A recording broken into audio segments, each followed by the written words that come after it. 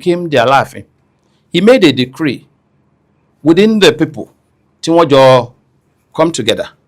Àwọn Bàbá Olúyọ̀lé, àwọn Bàbá Kúnmi, then his own in-law Ọ̀já, àti àwọn ọ̀rẹ́ wọn kọ̀ọ̀kan, then àwọn díẹ̀ tí wọ́n jẹ́ ọ̀rẹ́ tí wọ́n náà tán wà ńlọrin.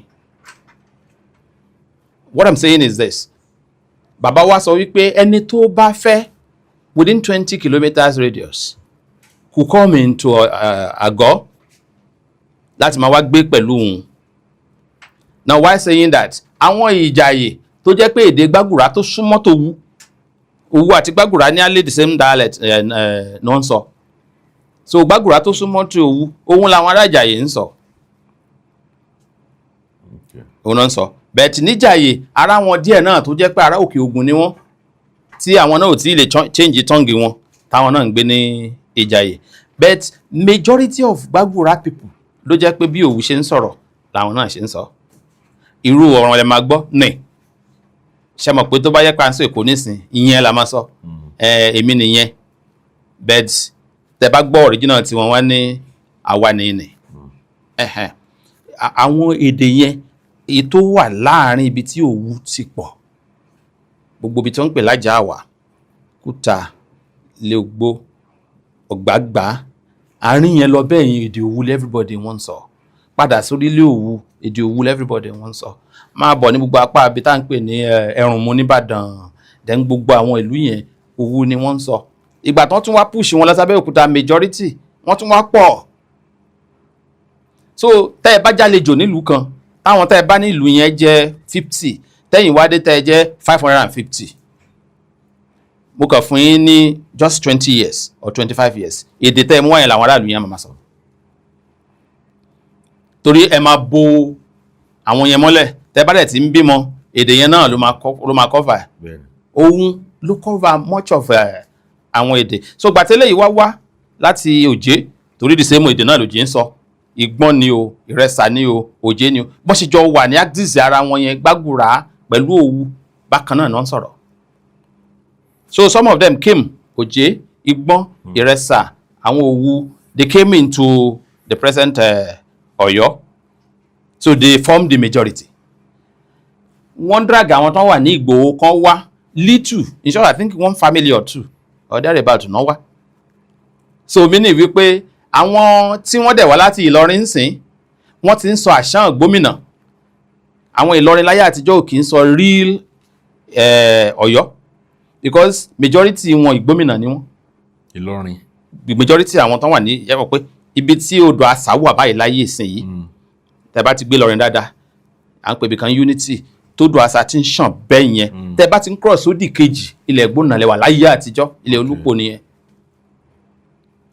Mi ò sọ pé sìn o. So ó mean pé ó difficult fún each person kan láti sọ pé ibi mo ti wá, ibi tó máa bí ẹ sí tó dàgbà sí. That is it. O lè máa sọ pé Ọ̀yọ́ ni mí, Èkìtì ni mí. Ibo ló mọ̀ tí àwọn generation mẹ́rin márùn-ún ti wá. Ti get you now come back to my point. That's why when somebody tell me that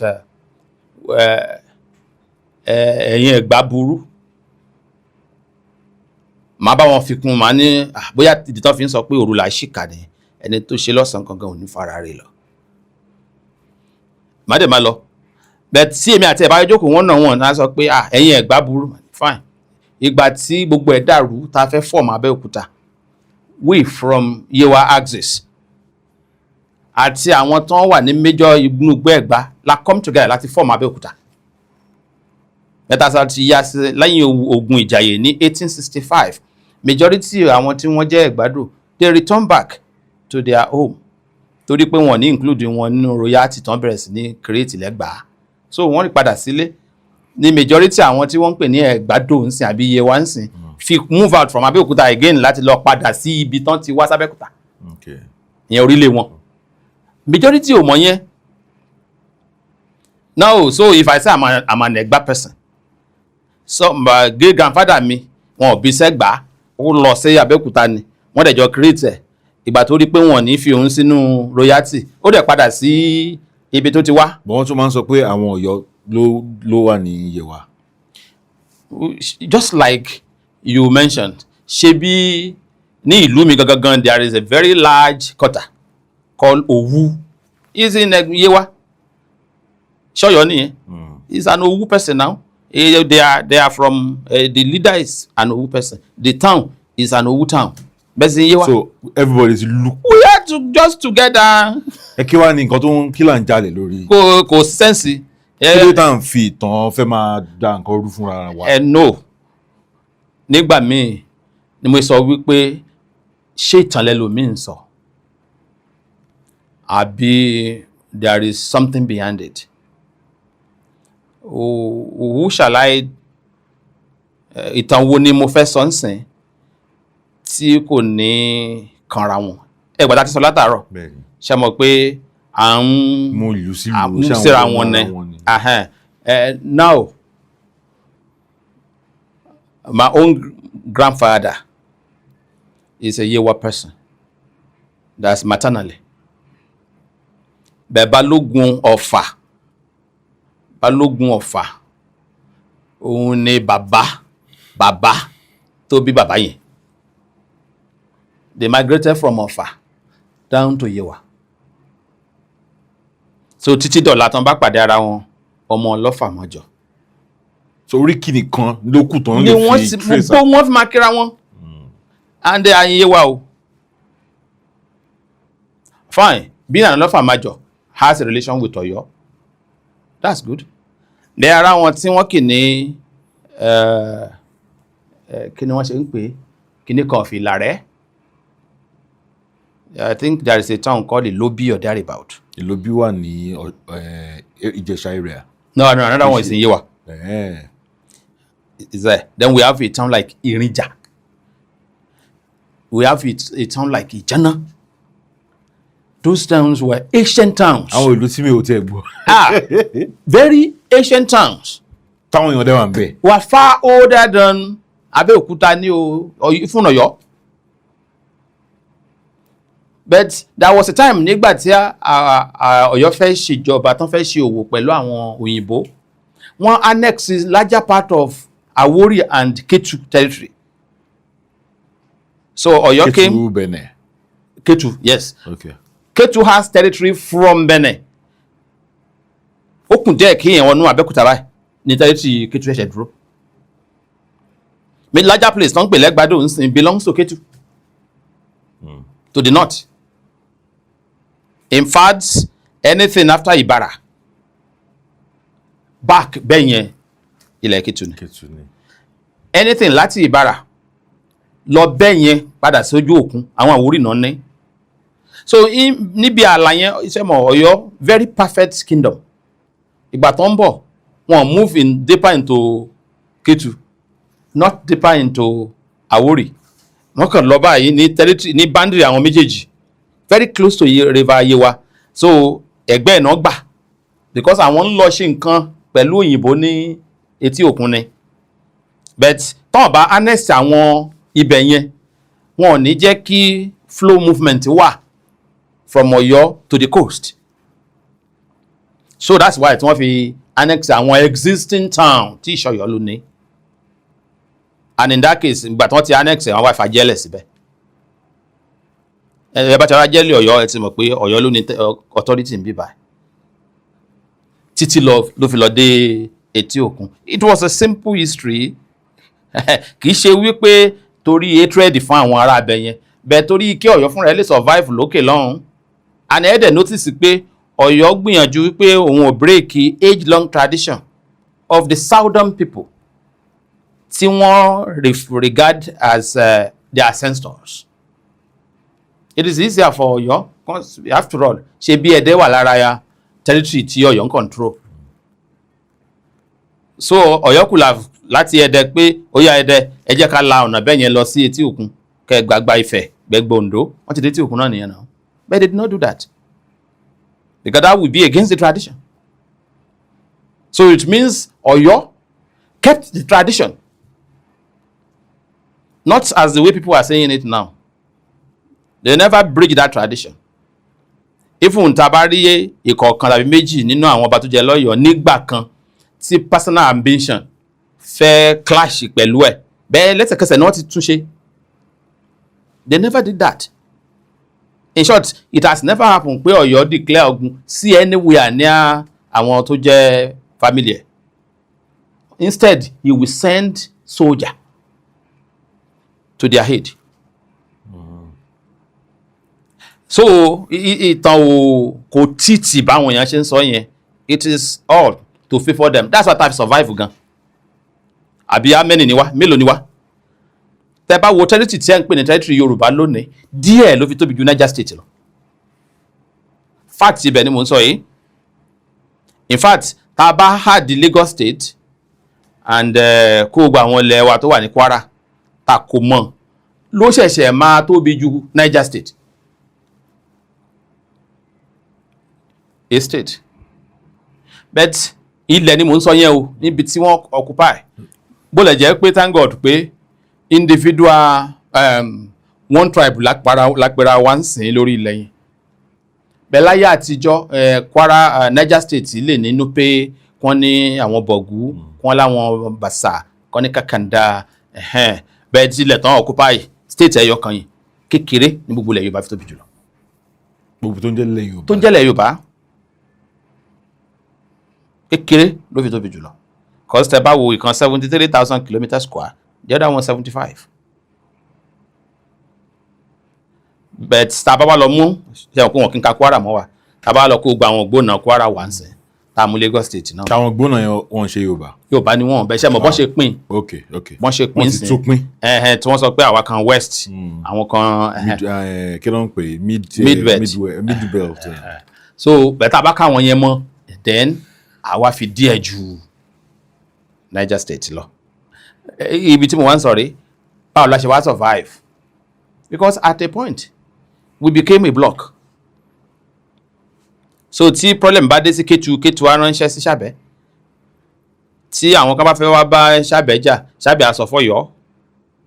Ọ̀yọ́ wọ́n fẹ́ bá yín jà, ẹ jẹ́ n fi ọmọ ogun ránṣẹ́. Tán bá wá ṣe bẹ́ẹ̀ tán, gbogbo ohun tán bá wá rí kó lọ́hùn, wọ́n á wá fi gift ránṣẹ́. Tí Ìjẹ̀ṣà bá fẹ́ jà, á ránṣẹ́ sí Benin pé àwọn Tápà fẹ́ bá mi jà mí báyìí. Benin á send ọmọ ogun tá wá help Ìjẹ̀ṣà. Fine, bá a ṣe ń ṣe nìyẹn. Wọ́n jọ. Yes, torí pé wọ́n ní ancestral connection. That ancestrality. Tí wọ́n recognize. That ancestrality là ń punch ń sè. Ìṣàfẹ́ severe ẹ̀ ni. Because torí wípé a wò pé ojú ti ń là. Báwo ni somebody has right to somewhere which I have right to. Okay. So, and this day, it's like I'm not having right to that place. Again. So in that case, let me kuku be on my own. Let the other people be on. Or this one, kakaki kìnìún ṣàkápọ̀ ẹ̀kún. Bẹ́tẹ̀ ẹkùn àti kìnìún. Ológbò náà làwọn méjèèjì. Cat family ni. So tẹ́lẹ̀ rí nígbà tí kìnìún tó ń ṣàkápọ̀ ẹkùn, ṣé kìnìún ní ń pẹran jẹ fún ẹkùn ni? Ẹkùn náà ní ń pẹran jẹ fẹ́kùn. Torí kan wà tí ò ní jẹran àkàsì, ìkan wà jẹ tàná. So àti pé béèyàn ò bá fọgbọ́n ṣe, a kàn máa lura ẹ̀, a máa padà lu ara ẹ̀. Tó bá dẹ̀ yá, àwọn kan fọwọ́ lẹ́ran máa wò, tó wọ́n mọ̀ bí tí yóò wò sí.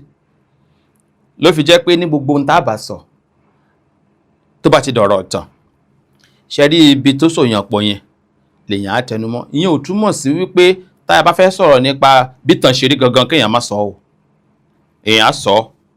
Ìmọ̀ bí ẹ ṣe ń sọ náà, ọgbọ́n tẹ́ máa fi gbé kalẹ̀ gbọ́dọ̀ yàtọ̀ sí ọgbọ́n ẹni tí ò mọ̀ ń pa ẹ̀.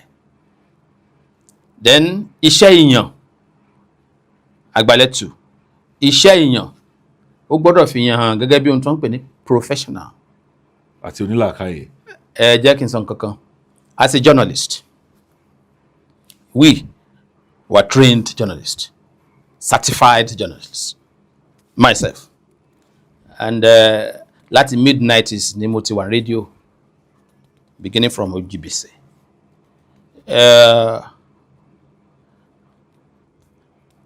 gbogbo profession ló ní ethics tiẹ̀.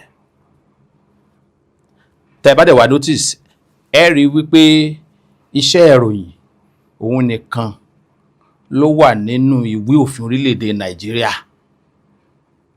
Tẹ́ bá mú kéèsì ẹ lọ kéèsì òun nìkan nínú ìwé òfin orílẹ̀-èdè Nàìjíríà níjọba dìídì sọ bí wọn ó ṣe ọ̀nà tí wọ́n á gbé gbà. In fact òun náà pè ní agbẹnusọ ìjọba orílẹ̀-èdè. Fourth estate of the realm. So ní gbogbo profession tó kù ní orílẹ̀-èdè yìí journalism nìkan ni ìwé òfin orílẹ̀-èdè wa ló gbé báyìí ló sì ṣàlàyé ló fún ní ipò. Tí ẹnìkan bá wá ń sọ̀rọ̀ lórí àgbàgbé báyìí everything tó gbọ́dọ̀ máa sọ gbọ́dọ̀ jẹ́ for the benefit of the populace. Tell them to promote unity. So they ma promote unity. Not to move division. At all. Bẹ́ẹ̀ nìkan bá ti ṣe ń sọ yẹn then irú ẹni yẹn kò tí tàbá rí lára àwọn èèyàn tí wọ́n sì ń lo àgbàgbé wa yìí a jẹ́ pé wọ́n mọ òfin tó dè wọ́n èyí tó tú wọn sílẹ̀. Ogun abẹ́lé tó ṣẹlẹ̀ lórílẹ̀-èdè kan ẹnìkan ló lọ sórí rédíò tó lọ make careless statement tí close to 1 million people tí wọ́n pa wọ́n láàrin 3 months. Exactly. Just one person. Just one person. Yeah. Bẹ́ẹ̀ni ẹ gbọ́ nínú process of filing a report as a reporter tẹ́ ẹ máa send sí editor láti edit ní kíní tí editor máa wá pass fún newscasting. Tí wọ́n bá ní èèyàn méjì jà ní Sábó reporter yẹn tí ó jẹ́ professional reporter ṣeéṣe kó mọ̀ pé ẹ̀yà méjì 2 tribes làwọn tán jà bẹ́ẹ̀ láyé kò gbọ́dọ̀ report ẹ̀ pé ẹ̀yà méjì ni ó gbọ́dọ̀ sọ fún wọn wípé àwọn èèyàn méjì ní misunderstanding èèyàn méjì kò gbọ́dọ̀ mention ẹ̀yà yẹn lórí tó bá ṣe bẹ́ẹ̀ ó bá tún dákún wàhálà dé níbi kan nìyẹn. So the same thing náà lọ̀rọ̀ yìí. Why will I speak of Alara, which I'm still going to say much about today, and Ajero, and Onagun, without telling people who they are? Bí a ká fi yẹn wọnú àwọn Èkìtì ọ̀rọ̀ Ọ̀yọ́ Ifẹ̀ la máa sábà gbọ́ ẹ jẹ́ àti ẹ̀ sọ̀rọ̀ nípa Èkìtì, the Ekiti people. Okay. Wow. Èkìtì. Tí a bá ń sọ̀rọ̀ nípa àwọn tá ń pè l'Èkìtì, a kàn lo orúkọ láti fi identify wọn. Nígbà kan kò sí tó ń jẹ́ Èkìtì.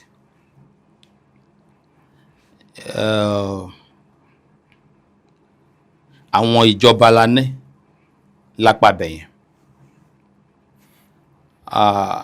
Lápẹẹrẹ mo ti fún yín lápẹẹrẹ Usa which is Lásìgìdì, ìkan lára àwọn ìjọba tọ́jú ẹ̀ ti pẹ́ l'Èkìtì ni. Ẹ̀sùn ìyẹn ibi tó ń pè l'Adó Èkìtì ń sìn. Ẹ̀sùn ló ń jẹ́ kò kí ń ṣe Adó Èkìtì. Tẹ́lẹ̀. Then Ìkọ̀lé fúnra ẹ̀. Ìkọ̀lé wà ó sì láwọn sọ ń gbè tán yìí ká. Ọ̀yẹ́, Ààyè, ìyẹn Ifẹ̀ Ààyè, òun náà wà. Ọ̀hán, òun náà ń pè ní Ẹ̀rìjìyàn sìn. Okay. Ẹ rí i pé mò ń dárúkọ wọn bọ́n ṣe ń jẹ́ látijọ́ àti bọ́n ṣe ń jẹ́ sìn. Then aláwọn ìjọba bíi ti Jero which was originally at màá ṣèrántí olórúkọ tóun náà ń jẹ́ tẹ́lẹ̀. Then mo sọ pé Ọ̀hán lẹ́ẹ̀kan. That was the base fún aramọ̀kọ láyé àtijọ́. Yeah. So wọ́n jẹ́ aramọ̀kọ tẹ́lẹ̀. Àtọ̀. Ẹ̀fọn ńkọ́? Ẹ̀fọn is also is one, but we are going to màá sọ̀rọ̀ nípa ẹ̀fọn yẹn dáadáa later. Bí wọ́n ṣe pọ̀ nìyẹn. Koro lára àwọn ìlú tí ọjọ́ orí wọn kéré jù ní àwọn Òkèmẹ̀sí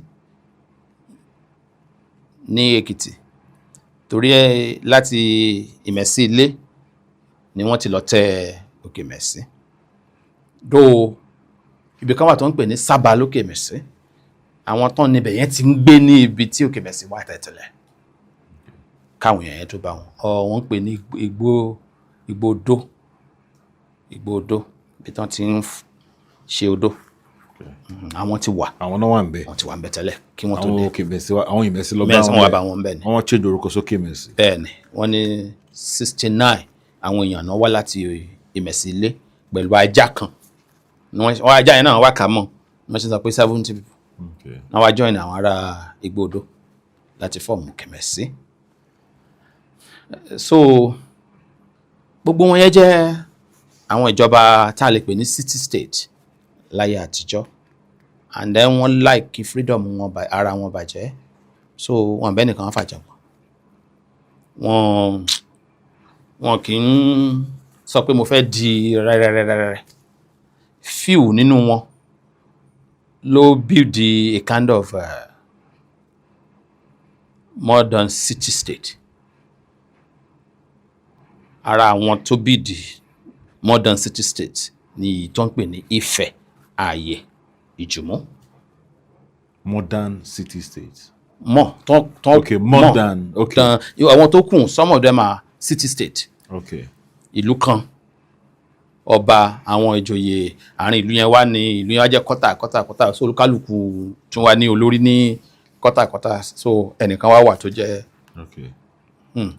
Lára àwọn tí wọ́n wá kọ́ ní tó ń pè ní a kind of kingdom. One of them was Ifẹ̀, Ààyè, Ìjùmọ̀. Then later on, the one we call Moba, the one we call Ọ̀tún in Ekiti, also at a point built a semi-kingdom, then later a kingdom. Then Ẹ̀sùn was also a city-state. Then the people of Ẹ̀wí, there's a town called Ẹ̀wí. It is now called Àgbàdo. So they migrated from Ẹ̀wí and conquered the people of Ẹ̀sùn, and they became Ado. The people from Ẹ̀wí, Ẹ̀wí, which is Àgbàdo, now came. Wọ́n conquer Ẹ̀sùn. That. And now the place is called Ado. Okay. Ado. That's Ado Ekiti. Ado Ekiti. Okay. Ẹ ṣàlàyé further. It's as simple as ABC. You see, in the past. Mo ń tọ́ láti wo oyè ọba, oríkì ìlú, kí wọ́n fi mọ́ra wọn láti fi. Okay. It was like this. Ṣé mo nígbà táwọn òkúta wá bẹ̀rẹ̀ sí ní kọ̀tàn, like I said last time, people just ask questions. Bóyá wọ́n lọ sọ́dọ̀ popular person láàrin ìlú or very rich person, wọ́n lọ béèrè kí ni ìtàn yín. Ìyá máa sọ ìtàn ẹ̀ as if pé ó ń sọ̀tàn ìlú. There are some people that came from Benin, soldiers. Ara àwọn soldiers tí nígbà tí Adó bá fẹ́ lọ jagun, ìgbà tí wọ́n sì wà ní Àgbàdo bá fẹ́ lọ jagun, so tí Benin bá fẹ́ jagun wọ́n máa ń lọ help. Táwọn náà bá fẹ́ jagun, Benin á send the soldier. So lára àwọn soldier míì tí wọ́n send yìí were originally soldiers tó wá láti Ẹ̀wí tó lọ Benin. Okay. So tó bá náà fẹ́ jà bẹ́ẹ̀ yẹn wọ́n á ní ẹ lọ help lé, ẹ bá ṣe tán yẹn padà. Ìmíì àti wá dàgbà sóhun ní padà mọ́. So tó bá ti wá padà wọ́n á jókòó sílẹ̀. Bó ló ti wá sí new place yẹn Benin. Ṣé mọ̀ pé he was saying the truth that we came from Benin. Came from Benin.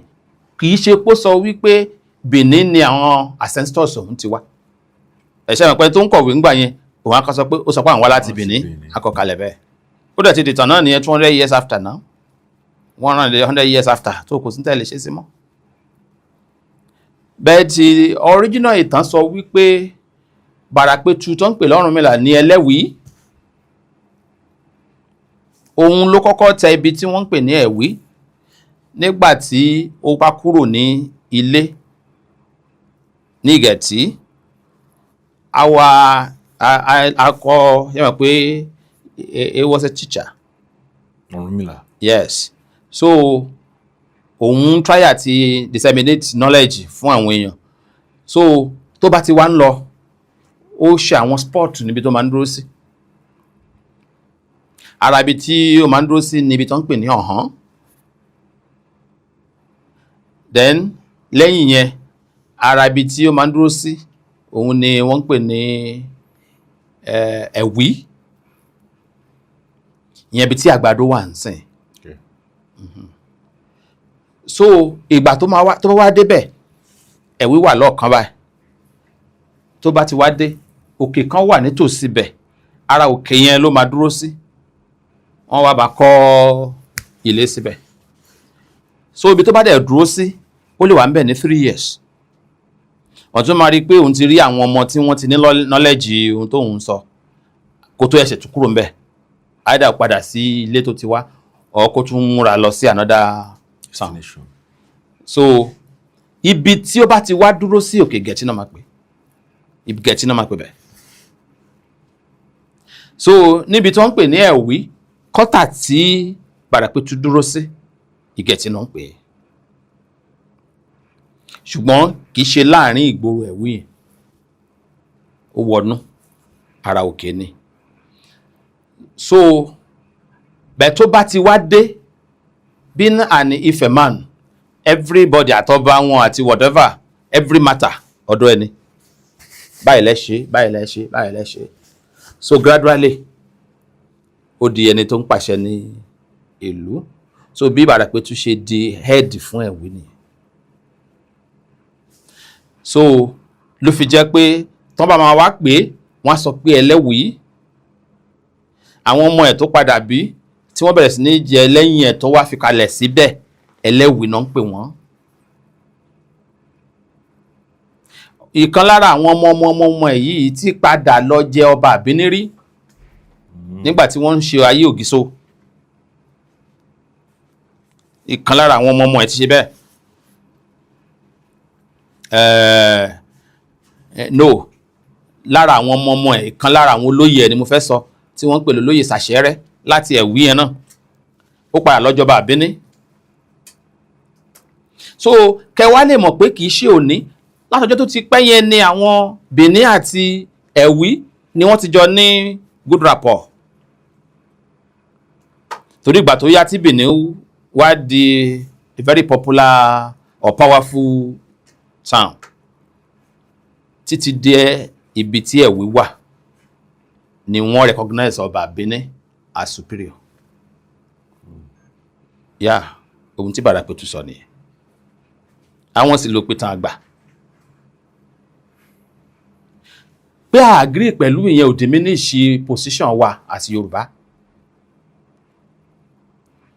After all, ohun tá à ń sọ nìyí. Ìgbà kan wà tí ìlú tó ń pè ní Kaba tó jẹ́ àní tó ń pè ní Kaba province tí ẹ̀kọ́tà ẹ̀dẹ̀ wà ń Kaba. Àmọ́ kí ni capital Kogi nísìn ló kọjá. Àmọ́ Kaba wà ńbẹ̀ wọ́n ò fi Kaba ṣe capital. Òun dẹ̀ ní capital láyé ìgbà yìí. Torí pé àwọn Lọ́kọ́jà ti wá wà ní abẹ́ Kaba láyé ìgbà kan. Torí pé Òkèné ti wà lábẹ́ Kaba láyé ìgbà kan kò sọ Kaba di ìlú wọn tàbí orí wọn. Torí pé ó ti ṣe ìṣàkóso wọn. It doesn't mean. Ìyẹn kọ́ ni ìtàn wọn. Ìyẹn kọ́ ni ìpìlẹ̀ wọn. So bí ọ̀rọ̀ Ẹ̀sùn ṣe jẹ́ nìyẹn. But later on àwọn ará Ẹ̀sùn wọ́n máa ń bá àwọn ará ẹ̀wí ìyẹn bí tó ń pè lágbàdo ṣe wọléwọ̀de. Àmọ́ díẹ̀díẹ̀ ni wọ́n súnmọ́ sọ́dọ̀ wọn, ni wọ́n tọrọ àdúgbò, ni wọ́n dẹ̀ fún wọn. Bí ẹ bá dọ́dọ̀ wọn ládó tẹ́ ẹ sọ wípé kí ni wọ́n ṣe máa ń kì wọ́n pé ẹ bá wọn ṣe máa ń kì wọ́n yẹn, ara Adó kì í bá ní lálejò, kọ́bẹ̀ òsìlò mánu. Kọ́bẹ̀ ọbẹ̀ òsìlò kó má sọnù. Bí ẹ bá ti lè béèrè yẹn lọ́wọ́ àwọn ará Adó, pàápàá jùlọ tẹ́ ẹ bá rí èèyàn tó wá láti odò Adó yẹn ìsàlẹ̀ Adó, tẹ́ ẹ pa òwe yẹn, ó máa ṣàlàyé detail fún yín. Ìgbà yẹn lẹ máa mọ difference tó wà láàrin Ẹ̀sún àti Adó. Bí àwọn ará Adó ṣe jẹ́ ni kò jù bẹ́ẹ̀ lọ. Na ẹ mention Èkìtì kan nígbà tá à ń sọ̀rọ̀ sí Ifẹ̀ Ayé Ìjùmú. Níbo ni Ifẹ̀ Ayé Ìjùmú yẹn wà lẹ́ni? Ifẹ̀ Ayé Ìjùmú ọ̀rọ̀ ńlá nìyẹn. Ìtàn ńlá nìyẹn. Ifẹ̀ Ayé Ìjùmú sì wà, àmọ́ orúkọ mi ló ń jẹ́. Whereas capital ìlú yẹn láyé àtijọ́ jẹ́ one of the most powerful city in Yoruba land, kì í ṣọ̀rọ̀ ilẹ̀ Èkìtì láyé àtijọ́. It was called Ìpólé Ààyè. Ìpólé Ààyè. Ìlú tí wọ́n ń pè ní Ìpólé Ààyè kò fi gbogbo ara jìnnà sí ibi tí Ajérò ń gbé láyé àtijọ́. Kò sì fi gbogbo ara jìnnà síbi tí Òòrè Ọ̀tún tó ń gbé láyé àtijọ́. In fact, níbi tájérò ń gbé láyé àtijọ́ kò ju bí kìlómítà bíi 5 síbi tí Ìpólé Ààyè wà. Nígbà tí Ọ̀tún sì ju bí kìlómítà 10 sí 11 to the west, Ìjẹ̀rò to the east, Alára to the south. Bí wọ́n ṣe wà síra wọn láyé àtijọ́ ni. Ṣùgbọ́n that very particular city was destroyed in the year 1845 by the Ibadan warriors, coupled with Ọ̀tún soldiers. Àwọn sójà Ọ̀tún, with the help of Ibadan warriors under Balógun Ọdẹ́rìnlọ of Ibadan, precisely 1845. But ṣáájú 1845, that very particular kingdom àti tá à ń pè ní Ọ̀tún kingdom ti ń jà for 50 years. So tó kálukú wọn ti ń ṣe alliance with other powerful kingdoms, so to help to destroy this or destroy that. Let me explain how it happens. Ṣé rí ìlú tí wọ́n ń pè ní kingdom tí wọ́n ń pè ní Ifẹ̀ Ayé Ìjùmú, perhaps begin about 950 AD or thereabout. And that very particular capital one tí ó wà destroy is still there. They kept it. Yeah. Recently, mo ṣì mú archaeologist lọ síbẹ̀. And with little time, remember, at least within that very stretch, at least nínú ruins ibi tí a mọ̀ pé ìlú nìyí, tí wọ́n rí odi, tí wọ́n rí yàrá tán máa ń gbẹ́, tí wọ́n rí àwọn ilé tó wó lulẹ̀ kankan, a ṣe at least about 4 kilometers. So nínú ruins yẹn, imagine ìlú tẹ́ rin 4 kilometers láàrin. Then should be a very big city. So ordinarily, these people were called Aye people because they came from a very particular place called Igbole Aye Ìgbólé ààyè. Ìlú tí wọ́n destroy gangan tó jẹ́ capital wọn was called Ìgbólé ààyè Ìjùmú. Okay. That the people to establish Ìgbólé ààyè came originally from Ìgbólé ààyè. Ìgbólé ààyè wà láàrin ìlú tí wọ́n ń pè ní Ọ̀hán, that is a region. Then Ìlọ́rọ̀ àti ibi tí a ń pè ní Ẹ̀fọ̀n lónìí. Okay. Ẹ̀fọ̀n. Àárín yẹn inú igbó yẹn ni Ìgbólé ààyè wà. Ìtàn sọ wípé ọba Àlùfọ̀n kó tó jọba nífẹ̀, there was a rancor láàrin àwọn nobles Ifẹ̀. At a point, some of them fi ìbínú kúrò nílùú, wọ́n wá lọ establish àwọn ìlú. Bẹ́ẹ̀ ìtàn bá sọ pé ìgbà tẹ́ni tí wọ́n ń pè ní ọba Àlùfọ̀n kúrò nífẹ̀, ó dúró ní ibìkan tí wọ́n ń pè ní Ẹ̀rìn. But being a rich person, kò pẹ́ popularity ẹ̀ fẹ́ bo ti ọba Ẹ̀rìn mọ́lẹ̀. So ó ṣàdàbí pé rivalry or thereabout. So he decided to climb up the hill láti Ẹ̀rìn. Ó wá sún sí inú igbó, ó wá create space fúnra ẹ̀. Space yẹn ni wọ́n pè ní ààyè ọba Àlùfọ̀n. Okay. That is the space tí ọba Àlùfọ̀n create fúnra ẹ̀ nígbà tó kúrò ní Ẹ̀rìn. So but it was then inside a thick forest. So náà ṣe pé ní igbó ilé ààyè. Ilé simply means the beginning, the source. Any place someone bá ti had ilé sẹ́yìn, source ni. So igbó ilé ààyè. So anywhere you see any ààyè, that's their source. But there was a time tí wọ́n wá ní Ọ̀rànmíyàn àti there is a particular king of Ifẹ̀ called Aláyémọrẹ̀. Òun àti Ọ̀rànmíyàn jọ ní kàńtà, so òun láti fi ìlú sílẹ̀ nígbà tí Ọ̀rànmíyàn wá di ọba ní Ifẹ̀. So òun wá move out first to a place called Ìdó, then from Ìgbólé ààyè, another cousin tó jẹ́ ọmọ ọba Àlùfọ̀n wà níbẹ̀ tóun jẹ́ ọba ní Ìgbólé ààyè.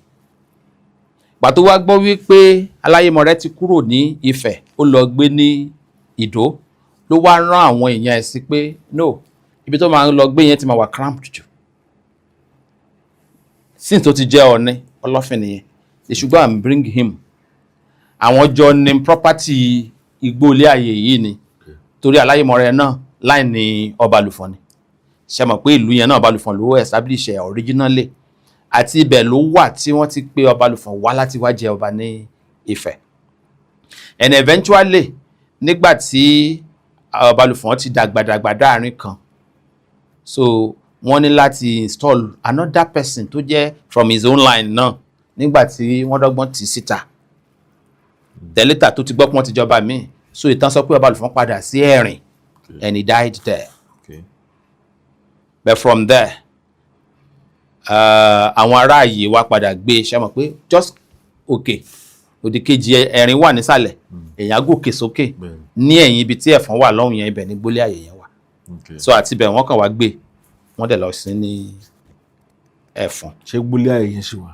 Lára destroy it, but àwọn èèyàn mọ̀ bí wọ́n mọ̀ spot ẹ̀ dáadáa. Ẹ ti débẹ̀? Mo ti débẹ̀ lẹ́ẹ̀kan, bẹ́ẹ̀ ó ti pẹ́. Then if you read the history of Ẹ̀fọ̀n Alàyè, you will see it is vividly described in the book History of Ẹ̀fọ̀n. That very place called Ìgbólé ààyè. Now, ọba Àlùfọ̀n wo ló tẹ Ẹ̀fọ̀n? That's well, this time tí mo ń sọ yẹ kò tí ì sí Ẹ̀fọ̀n gbà. Kò tí ì sí Ẹ̀fọ̀n, okay. Kò tí ì sí Ẹ̀fọ̀n. Ìgbólé yẹn ló wà. Ló wà. Okay. That was ọba Àlùfọ̀n Ògbógbòdìrìn. Okay. So òun ló establish Ìgbólé. Then mo wá ń try àti ṣàlàyé bí Ìgbólé ààyè ṣe wá wáyé. Okay. After tí wọ́n ti destroy, àbí wọ́n ti destroy mọ́ ẹ̀? No. It is Ìgbólé. Ìgbólé, okay. You know that there are two. One is Ìgbólé. Ìgbólé. The other one is Ìgbólé. Okay. Bẹ́ẹ̀ máa ṣàlàyé ẹ̀. Ọba tí ó wà ní Ìgbólé ààyè nígbà yẹn òun náà ń pè ní Ọdúnrúnkún. Ọdúnrúnkún ló wá ní kí wọ́n pe Aláyèmọ̀rẹ́ wá kúrò ní Fọ́n ní Ìdó kó máa mú bọ̀ ní ààyè níbi tí ó jẹ́ property gbogbo wọn. Ìgbà tó wá mú Aláyèmọ̀rẹ́ wá, ìyẹn wá sún ṣàkún lọ́bàlú. So ìgbà tí ẹni tó ti jẹ Ọọ̀ni nífẹ̀ẹ́ dé, you can't give him a lower position. So ó wá sún sí second position. So Aláyèmọ̀rẹ́ wá continue. Tẹ́lẹ̀ rí Onígbòmọ̀rẹ́ náà ń pè é. Onígbòmọ̀rẹ́. Onígbòmọ̀rẹ́, the owner of the Mọ̀rẹ́ forest. Mọ̀rẹ́ from Ilé-Ifẹ̀. Ìyẹn Nífẹ̀, yes. Okay. Ni ẹni tó ń pè ní Èjìgímògún jẹ́. Bẹ̀gbà tí ó wá dé ibẹ̀ yẹn, tí ó wá bọ́ sí orí àpèrè alààyè of Ìgbólé ààyè lókè lọ́hùn ni wọ́n bẹ̀rẹ̀ sí pè ní alààyè. So alààyè yẹn wá fi rọ́pò Onígbò. Ṣé à pé Onígbòmọ̀rẹ́ ní tẹ́lẹ̀. So ìgbà tó di ọba ní Ìgbólé ààyè tó wá di alààyè Ìgbólé ààyè náà kú pè ní Aláyèmọ̀rẹ́. So ìgbà tó padà dé, tálá padà fi sórí oyè ńsìn Aláyèmọ̀rẹ́. Aláyèmọ̀rẹ́ làwọn èèyàn pè ní Aláyèmọ̀rẹ́. The correct pronunciation is Aláyèmọ̀rẹ́. Not Aláyèmọ̀rẹ́. At all. Okay. So ṣùgbọ́n bàbá àwọn àgbà tó ń pè ní Ògbógbódirin, torí pé lọ́mọ tó pọ̀ náà ń pè ní Ọlọ́mọmọ̀pẹ́ ààyè. Ṣàmọ̀ pé mo ní ààyè náà ti pè wá. Ìgbà tó ń bọ̀ wá jọba, ó kó ọ̀pọ̀lọpọ̀ àwọn ọmọ ẹ̀ wá sífẹ̀. Ṣé gbàgbé pé Ifẹ̀ náà ló ti lọ tẹ̀?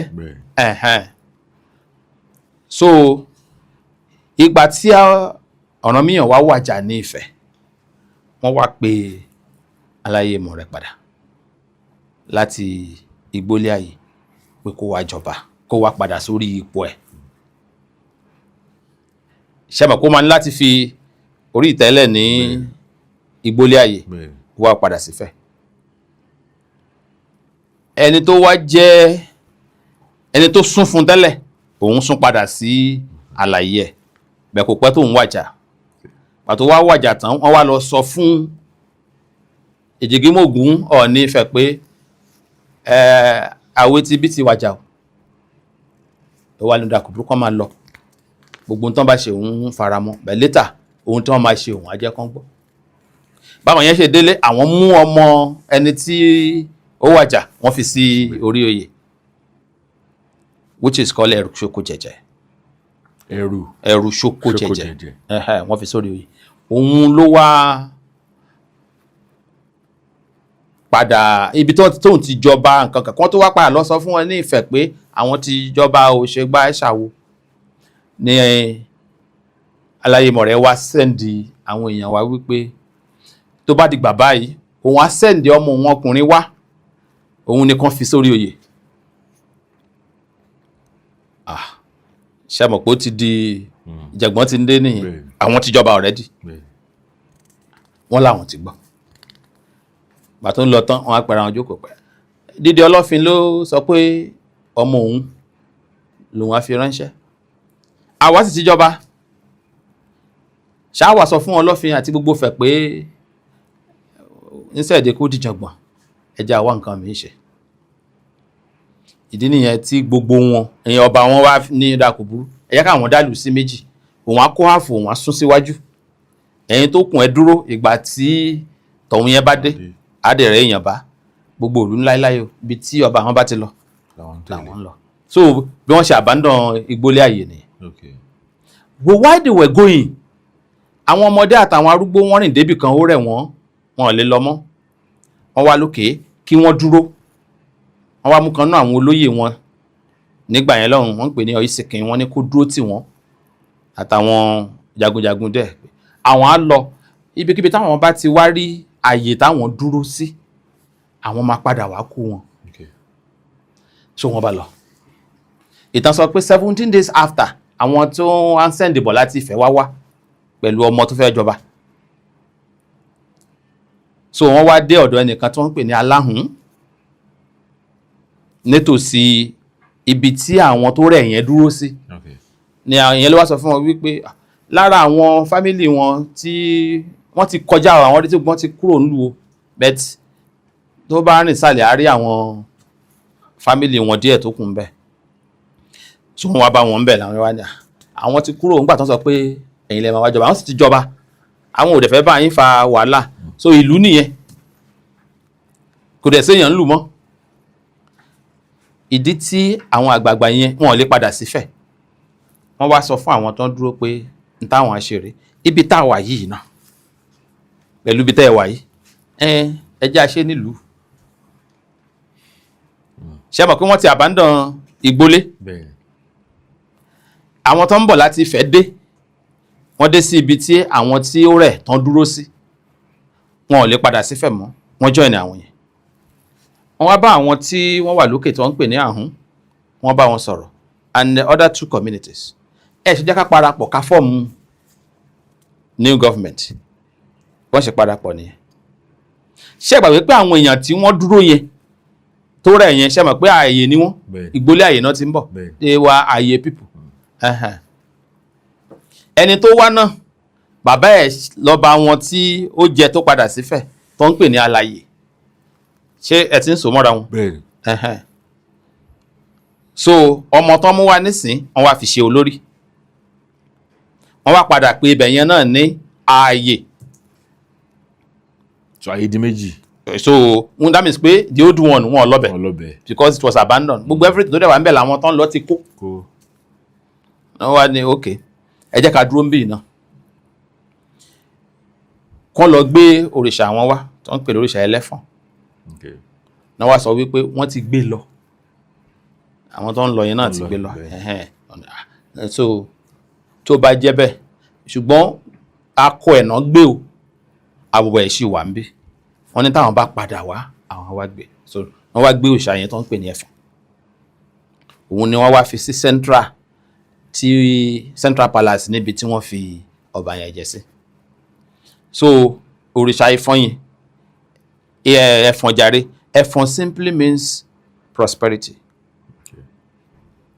prosperity ìyẹn kéèyàn sọ pé èèyàn ní ìfọ̀n wọ́n ní onífọ̀n lẹ́ẹ̀kan so prosperity ni and longevity kan méjèèjì yẹn ló wà pẹ̀lú òrìṣà yìí so bọ́n ṣe ń bẹ̀rẹ̀ sí ní pé níbi tí ẹ̀fọ̀n kejì wà òrìṣà yẹn tó ń pè ní ẹ̀fọ̀n ibi tó wà so ààyè ẹ̀fọ̀n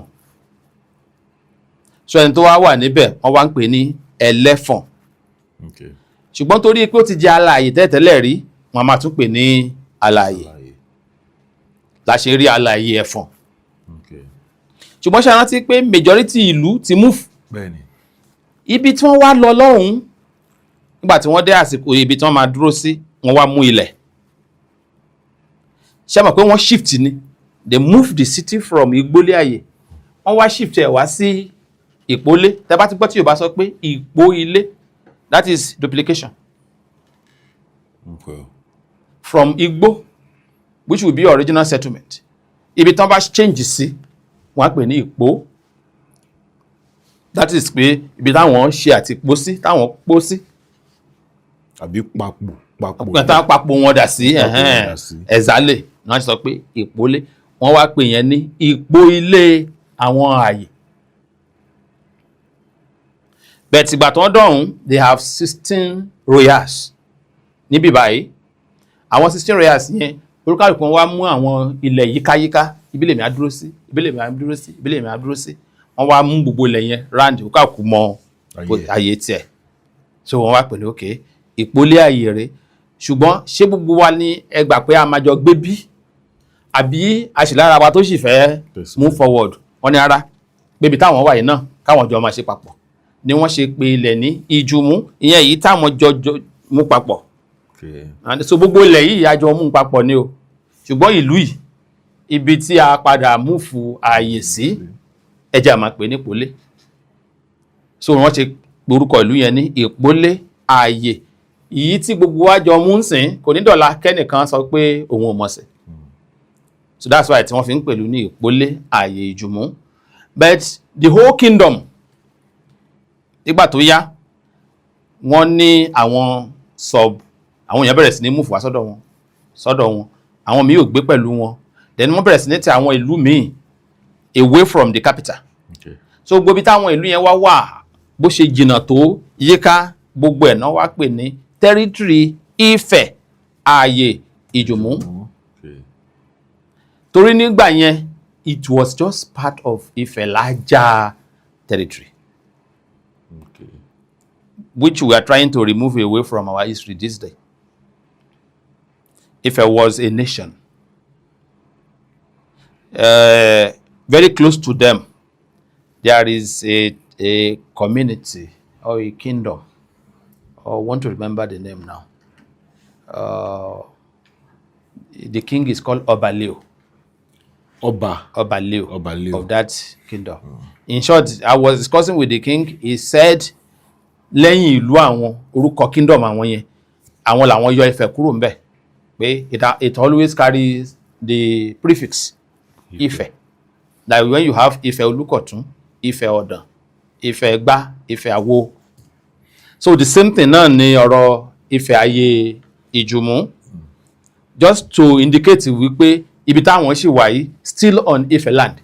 Now, ṣé àwọn ará Ẹ̀fọ̀n, àwọn ará Ìpolé, àti gbogbo àwọn tí ìtàn ráńpẹ́ tẹ́ sọ yìí tó kàn, ṣé gbogbo wọn accept pé bẹ́ẹ̀ ló ṣe rí àbára àwọn nǹkan tó ń wò pé ẹnu ó lè má lọ báyìí, ó lè lọ báyìí nítorí bí ìtàn ṣe máa wá? Then are there books tí authenticate story? Actually, in Ẹ̀fọ̀n knew that we have, because the king of this kingdom is called Ọba Aláàyè Ìpolé Ayé. Tí Ẹ̀fọ̀n ńkọ́? It's called Aláàyè Ẹ̀fọ̀n. Okay. So ó yàtọ̀. But you see, Ayé kan nínú méjèèjì. Aláàyè Ẹ̀fọ̀n. The other one, Ọba Aláàyè Ìpolé Ayé. Then they both knew that they had it like that. Then aside from that, there are books that talks about the histories. For example, the book that talk about the ancestor of the second dynasty of the Alara, Ajero, and Onagun. Alara, Ajero, and Onagun. You know, I told them they were living in separate town before, like Alara living at Ohon. But there was a time, see, Alara, an existing Alara, married the daughter of this king of this Ìpolé. Okay. Very beautiful lady. She bore a son for Alara. Then the same woman married Ajero. She bore a son for Ajero. And she married Onagun. The same. And you know, they live like this, not far from each other. But ayé ọlọ́ba ń gbà yẹn, ó bá ti bí kan, mi ò fẹ́ léyìí mọ́. And bàbá wọn jẹ́ powerful king. The king of this Ayé was then very powerful. So ẹni tó máa bá jà, because ìtàn sọ wípé a rí lára ọ̀pọ̀lọpọ̀ àwọn tí wọ́n jẹ́ ọlọ́jà or the king around tó máa mú royalty wá fún this Aláyè. So ọmọ kọ̀ọ̀kan tí ìyá yẹn wá bí fún ọba Alára, Ajero àti Ọ̀ràngún, they all became Alára, Ajero and Ọ̀ràngún. Àwọn náà wá change location kúrò ní ibi tó ń gbé tẹ́lẹ̀. Okay. Ìyá wọn sọ fún kó tó kú pé tẹ́ ẹ̀ bá kúrò ńbẹ̀ àwọn èèyàn á pa yín tàn lọ́jọ́ iwájú. Move from there. That's why tí Ọ̀ràngún fi move from Ìyàrá tó wá tẹ Ìlá. Tí Ajero move from Lókìnà wá síbi tí wọ́n ń pè ní Ìjẹ̀rò ńsìn. Then Alára move from Ọ̀hán wá síbi tí wọ́n ń pè lára Mọ̀kọ́ ńsìn. So that wọ́n wá síbi tó jẹ́ àwọn ni wọ́n padà wá establish ẹ̀. Kì í ṣe àwọn existing town tó jẹ́ pé torí wípé Ọ̀rúnmìlà bàbá wọn, bàbá Alára, Ajero tó máa ń gbabẹ̀ kọjá dúró tẹ́lẹ̀ rí, táwọn ọmọ wá kúrò nífẹ̀ẹ́ tí wọ́n wá sọra wọn dolórí mọ́ àwọn yẹn lọ́wọ́. Wọ́n sọ pé ẹ fi wọ́n lẹ̀, ẹ lọ wá plain land tí ìyá yẹn tó jẹ́ ọmọ ọba Aláàyè yìí, òun ló suggest ẹ̀ fáwọn ọmọ wọn. That's why tó jẹ́ pé ìgbà tó kú, nígbà tó wọ́n máa sin, each of these àwọn mẹ́tẹ̀ẹ̀ta ni wọ́n provide èèyàn mẹ́wàá láti ìlú wọn, láti Ìlá, láti Arámọkọ, láti Ìjẹ̀rò. Wọ́n wá síbi tí wọ́n sin ẹni tí wọ́n ń pè ní ìyá wọn yìí sí, wọ́n ń pè ní Ọmọtinúwẹ̀. Wọ́n sin sí, wọn ò dẹ̀ padà. Wọ́n láti stay around till today. Wọ́n sì wà ní ìlú kan tí wọ́n ń pè ní Ìpòtì.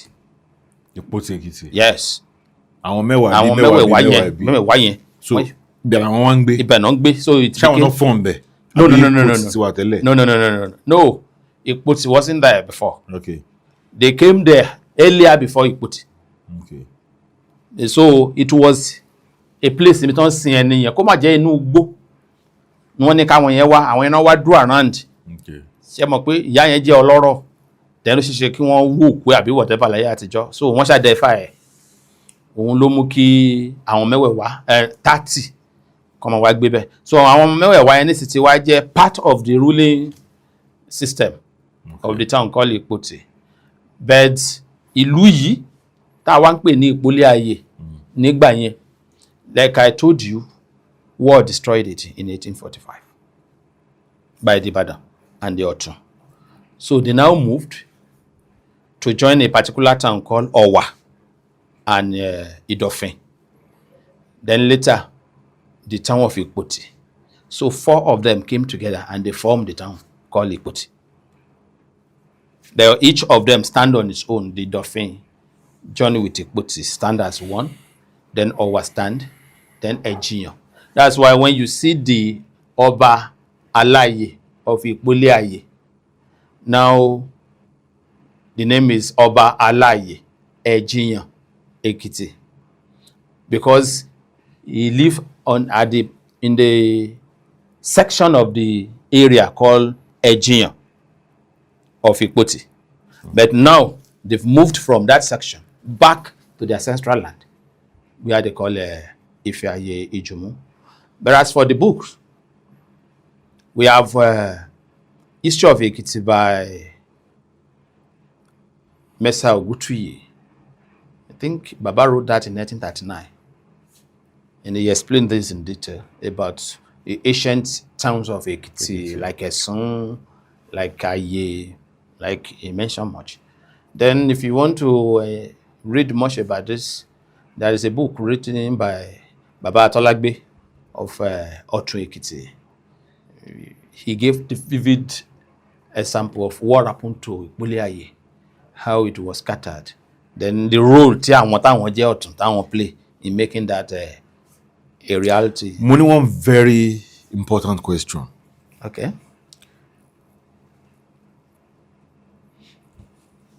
Ọ̀ràngún of Ìlá. Yeah. Wọ́n lára àwọn tẹ́ sọ pé mẹ́ta pé. Exactly. Lẹ́ni gómìnà ni wọ́n. Exactly.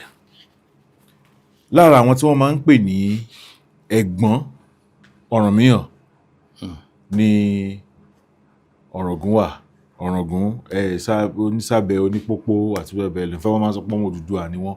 Bọ̀ pẹ̀lú àwọn àlàyé tẹ́ ṣe yìí sìn ó tún ti tako pé Ọ̀ràngún jẹ́ direct ẹ̀gbọ́n fún Ọ̀rànmíyàn.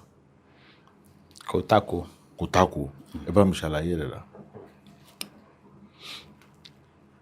Last time tá à ń sọ̀rọ̀ mo sọ̀rọ̀ nípa Odùduwà marrying a woman called Anasin. Then Anasin giving birth to a woman called Adetirin. Then I said Adetirin married Ọ̀ràngún, son of Ọ̀rúnmìlà. And Fagbayila or Fagbamila was a son that marriage produces. Okay. And the Fagbayila became the first Ọ̀ràngún of Ìláyàrá. Now, it's like this. It was Odùduwà, wife, that gave birth to the mother of Ọ̀ràngún. So that means the mother of Ọ̀ràngún was Odùduwà's daughter, direct, not grandchild. Odùduwà. Son, I mean daughter. Ọmọ Odùduwà. Yeah, lóbìnrin. Ló bí Ọ̀ràngún. Ló bí Ọ̀ràngún, direct. Grandchild Odùduwà ni Ọ̀ràngún. Grandchild ni exactly. Ni Ọ̀ràngún. But if you are to go by the rights of that daughter, is a child. Torí ọmọbìnrin yẹn ni wọ́n fún ní right of rulership.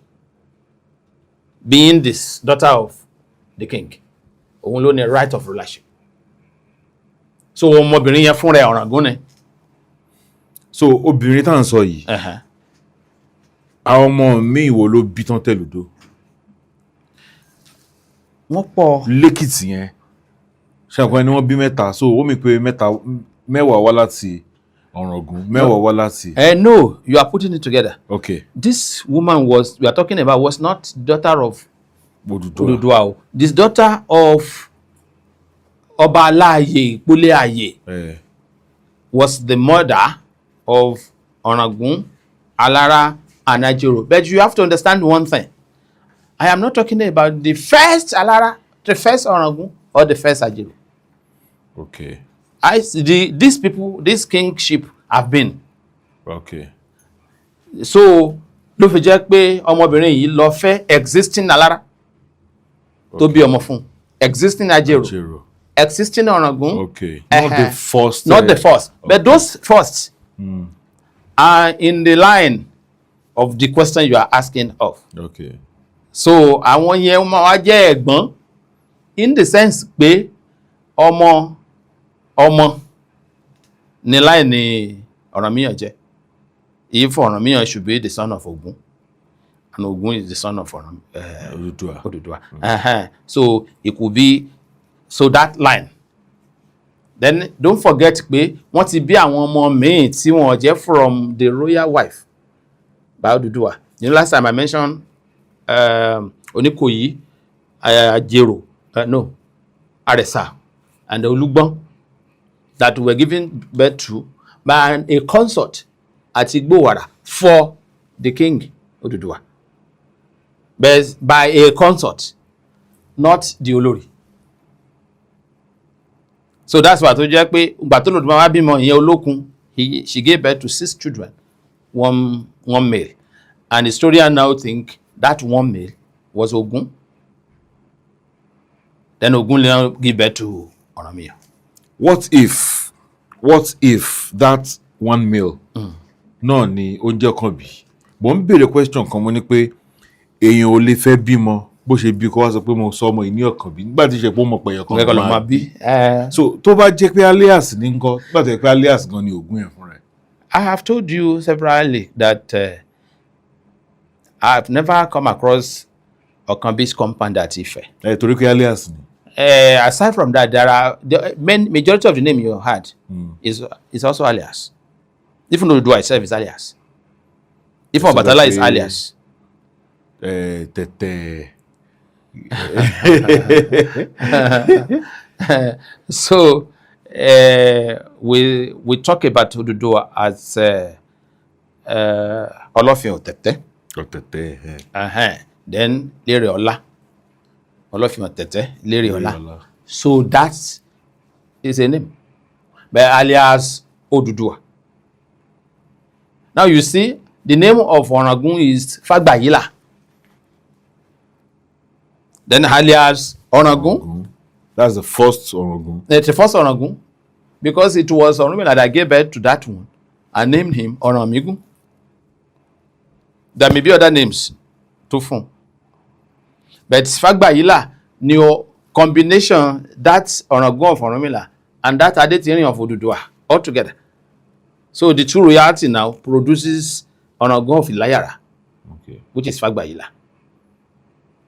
So by the virtue of obìnrin tó Odùduwà bí, then he became the first Ọ̀ràngún. And older now, because the daughter Adétìrín was far older than the rest people. So ìyá wọn ọ̀tọ̀ọ̀tọ̀, kì í ṣe ìyá kan ló bí gbogbo wọn. Ṣe mọ̀ pé àwọn ẹnìkan ni wọ́n pè ní Mọ̀nìdẹ́nsìn tó bí àwọn Olówu, another woman. Mo ti mention Anọ́sìnsìn, another woman. So kí ni Mọ̀nìdẹ́ bí? Ìyànadé, obìnrin lòun náà. So majority àwọn ọmọ tá a pè ní ọmọ Odùduwà ń sìn were from female line. Bẹ́ẹ̀ torí pé bàbá wọn ni emperor. No, I wanted to say bàbá wọn ni the king, that is the supreme king, or let me say paramount king. So in that case, position paramountcy yẹn náà làwọn ọmọ ń gbé káàkiri. Tí bàbá wọn tó yẹn náà jẹ́ royalty, but lesser, they will not talk much of that. Okay. But both way ni gbogbo wọn jẹ́ royalty, both paternally and maternally. They were all royalty. But it should be clear that we're talking about Omotinuwe Yeye Aratakale of Ipole Aye Ijumu that gave birth. She married Alara Ajero Anaragun, and she gave birth to 3 different children. And gbogbo àwọn mẹ́ta iná wá padà jẹ́ ọba ní Aramoko, Ijero, Atila. But they established their own town, moved away from the existing one. Ẹ ti ṣe dé Òkèlá rí nípa Òkèlá Ọ̀ràngún ní ìlú ọba Adédọ̀kun Abọ́lárin. Not much. Okay. Not much. Àkúrẹ́ ńkọ́? Well, I did. Ẹ ti ṣe débẹ̀. A lè contain yẹn lénìí. I did. Tí ayé bá tó wà lọ́jọ́ wájú. There is something tí mo fẹ́ had nípa Ìpolé Ayé Ìjùmú tó yẹ kí ó clear as one of the 16 kings of Old Ekiti region.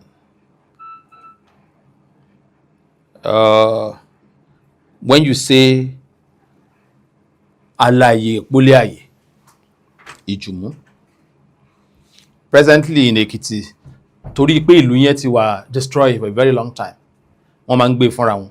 Okay. Some will even say Alaye Ìpolé Ayé came from Ìpolé Ayé ní Ifẹ̀. Some historians even documented it like that. But the problem was that ìgbà tí wọ́n document àwọn nǹkan wọ̀nyẹn, the city Ìpolé Ayé Ìjùmú has been destroyed for a very long time. Short more than 90 years. Nígbà táwọn èèyàn bẹ̀rẹ̀ sí ní kọ ìtàn kalẹ̀. So tán bá wá wò pé ibo náà ti wá tán náà wá láti Ìpolé Ayé. So gbogbo ìrònú àwọn èèyàn ni wípé since this is Ìpolé Ayé, a jẹ́ pé Ìpolé Ayé tó sì Ifẹ̀ náà ti wá. But in actual sense, their own Ìpolé Ayé has Ìjùmú at the back. Okay.